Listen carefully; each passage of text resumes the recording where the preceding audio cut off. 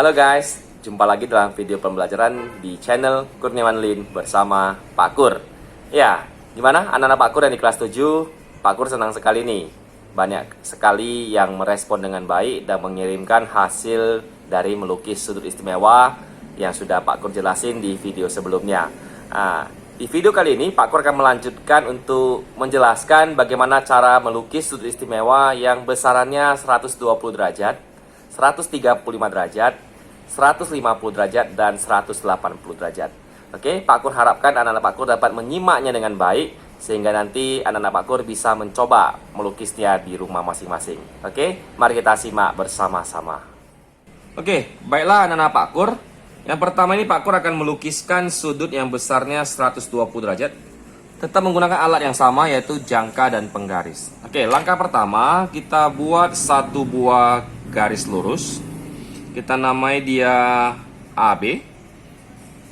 Ya, setelah itu kita ambil jangka dan kita jadikan titik A ini sebagai pusat ya. Dan bukalah jangka kita dengan jari-jari lebih kecil dari AB ya. Setelah itu kita buat busur seperti ini. Dah, kita cabut jangka kita dan dengan jari-jari yang masih sama, jangan ditutup.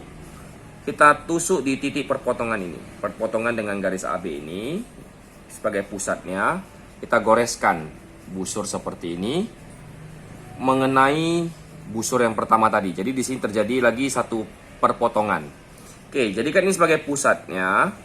Jadi kita di sini menggambar 120 derajat ini dengan memakai konsep melukis 60 derajat tadi ya. Oke, kita goreskan lagi. Oke, setelah itu di titik perpotongan ini kita gariskan ke titik A. Kita namai dia titik C. Ya, setelah itu kita pastikan dengan busur derajat apakah benar ini 120 derajat. Ya, jadi bisa dilihat ya anak-anak Pak Kur, ini terbentuk sudut yang besarannya 120 derajat. Oke ya. Jadi sudah bisa dipastikan inilah cara melukis sudut yang besarannya 120 derajat.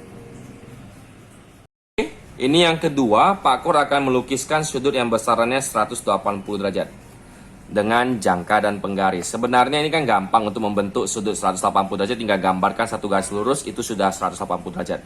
Namun 180 derajat ini nanti akan kita pakai konsepnya untuk melukis sudut yang besarannya 150 derajat. Jadi kita perlukan bagaimana cara melukis 180 derajat dengan jangka dan penggaris. Ya, sarannya masih sama, kita gambarkan langkah pertama satu buah garis lurus. Kita namai juga dia titik AB.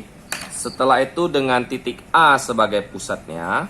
Masih sama cara dengan yang 120 derajat tadi ya. Kita buka jari-jarinya di bawah, lebih kecil dari AB. Kita goreskan seperti ini busurnya. Terus dengan titik pertemuan perpotongan ini kita jadikan sebagai pusat, kita goreskan lagi seperti ini.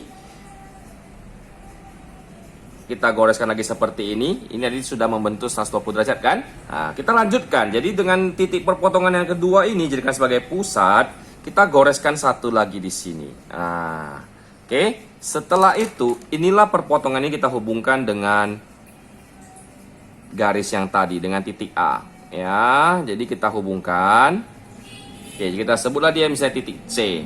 Nah, inilah sudah membentuk sudut yang besarannya 180 derajat. Oke, seperti inilah cara melukis sudut 180 derajat.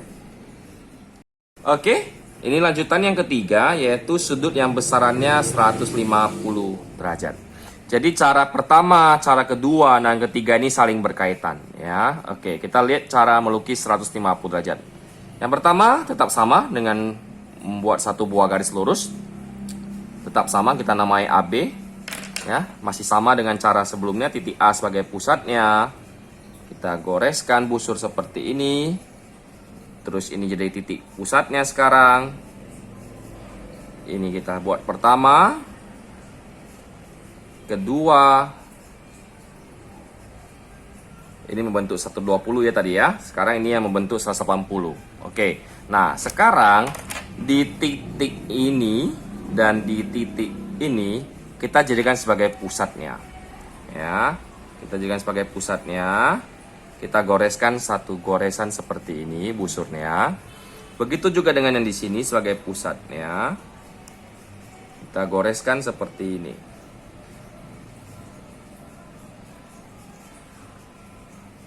Nah, akan membentuk satu titik perpotongan lagi. Titik perpotongan inilah yang kita hubungkan ke titik A.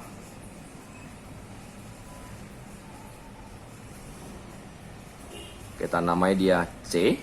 Nah, coba kita ukur dengan busur derajat, memastikan ini 150 derajat.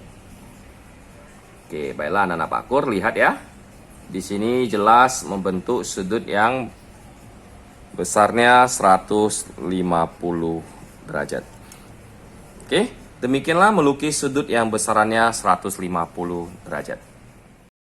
Oke, baiklah anak-anak Pakur, ini yang keempat, yaitu yang terakhir. Kita akan melukis sudut yang besarannya 135 derajat.